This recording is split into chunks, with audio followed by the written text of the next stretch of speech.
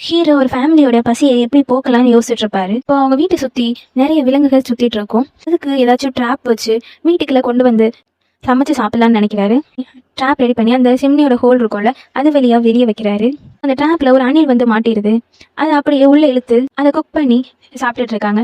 அவங்க ரொம்ப நாள் கழிச்சு ஃபேமிலியா சந்தோஷமா இருக்காங்க. ஆனா ஹீரோ ஹீரோயினையும் நம்ம எப்பவுமே இந்த மாதிரி வேட்டையாடி சாப்பிட முடியாதுன்னு நினைக்கிறாங்க. அதனால வீட்டுக்குள்ளே நம்ம வந்து ஒரு ஃபார்ம் மாதிரி ரெடி பண்ணலாம்னு சொல்றாங்க. இப்போ அவங்க வீட்டுக்குள்ள அவங்களுக்கு தேவையான எல்லா செடிகளையுமே அதில் நட்டு வைக்கிறாங்க. அவங்க வீட்டை சுற்றி இருக்க நெய்பர்ஸ் எல்லாம் கொஞ்சம் கொஞ்சமாக இறந்து போக ஆரம்பிக்கிறாங்க. ஒரு சில பேர் அவ்வளோதான், நம்மளால இனிமேல் இங்கே தப்பிக்க முடியாதுன்னு நினைக்கிறாங்க. ஆனால் நம்ம ஹீரோவோட ஃபேமிலி மட்டும் ரொம்ப சந்தோஷமாகவும் நம்பிக்கையாகவும் இருக்காங்க. ஹீரோ ஒவ்வொரு நாளும் மாற்ற விலங்குகளை வச்சு அவன் ஃபேமிலியோட பசியை போக்குறாரு. இப்படியே நாட்களும் போயிடுது. அப்போ ஒரு நாள் பார்த்தீங்கன்னா அவங்க வீட்டில் இருந்த கரண்ட்டுமே கட் ஆயிடுது. ஆனால் இப்பயுமே நம்ம ஹீரோ ஃபேமிலி வந்து பார்த்தீங்கன்னா அதுக்காண்டி கவலையும் படலை, சோர்ந்தும் போல. இன்னைக்கு ஒரு நாள் இது நடக்கும்ன்றது அவங்களுக்கு தெரியும். இன்னுமே நாட்கள் கடந்து போகுது. இப்போ கிட்டத்தட்ட 5 வருஷம் ஆயிடுச்சு. 5 வருஷமா ஹீரோவோ ஃபேமிலியும் அந்த வீட்டுக்குள்ளே இருக்காங்க. அவங்க பசங்க 2 பேருமே நல்லாவே வளர்ந்துட்டாங்க. இப்போ வீட்டுக்கு வெளியில பாத்தீங்கன்னா அந்த இடமே ஃபுல்லா மாறிடுச்சு. பக்கத்துல இருந்த நெய்பர்ஸ் யாருமே இப்போ உயிரோட இல்லை. ஆனா ஹீரோவோட ஃபேமிலி நம்பிக்கையை இழக்காம இருக்காங்க.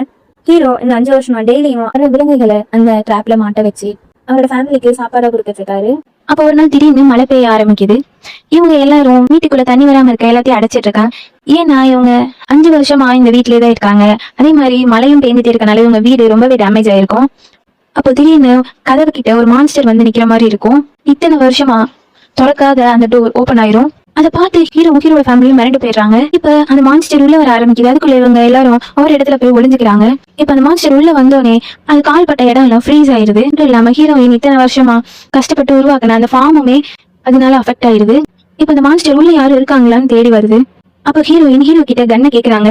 வெளியில ஏதோ சவுண்ட் கேட்டோன்னே அது வீட்டுக்குள்ள இருந்து வெளியே போயிடுது. இப்ப ஹீரோவோட பையன் இதுதான் நல்ல சான்ஸ், நம்மளும் வீட்டு விட்டு வெளியே போயிடலான்ட்டு போவான். அப்ப ஹீரோ வந்து தடுத்துடுறாரு. அந்த டோருமே க்ளோஸ் ஆயிடுது. இப்ப அந்த டோரை அவங்களால திறக்கவே முடியல. அப்ப ஹீரோவோட பொண்ணு தரையில இருக்க தண்ணியை தொட்டு பார்த்துட்டு, இந்த தண்ணி வந்து பாத்தீங்கன்னா மழை தண்ணி மாதிரி இல்ல, கடல் தண்ணி மாதிரி இருக்கு. அப்ப இது வந்து கடல்ல இருந்து வந்து ஒரு மான்ஸ்டரா இருக்கலாம் அப்படின்னு சொல்றா. இப்ப ஹீரோவோட பொண்ணு நம்ம உலகத்துல கடல் தான் நிறைய இருக்கு, இப்ப இந்த உலகம் கடலுக்குள்ள இருக்க உயிரினங்களுக்கான உலகமா மாறிடுச்சு, அதனாலதான் நம்மளோட டோர் திறக்க மாட்டேங்குது, இப்போ இது அவங்களோட வீடு அவங்களோட உலகம்னு சொல்றா. அதுக்கு ஹீரோ இல்ல, இது நம்மளோட வீடு, இது நம்மளோட உலகம் தான், இங்க நீ சேஃபா இருப்ப அப்படின்னு சொல்லிடுறாரு. இப்போ அடுத்த நாள் எப்பயும் போல விலங்குகளுக்கு ட்ராப் வைப்பாங்கல்ல, அதே மாதிரி வச்சிருக்காங்க. அதுல ஒரு விலங்கு மாட்டுது. ஹீரோவோட பொண்ணு உள்ள இழுத்துட்டு இருப்பான்.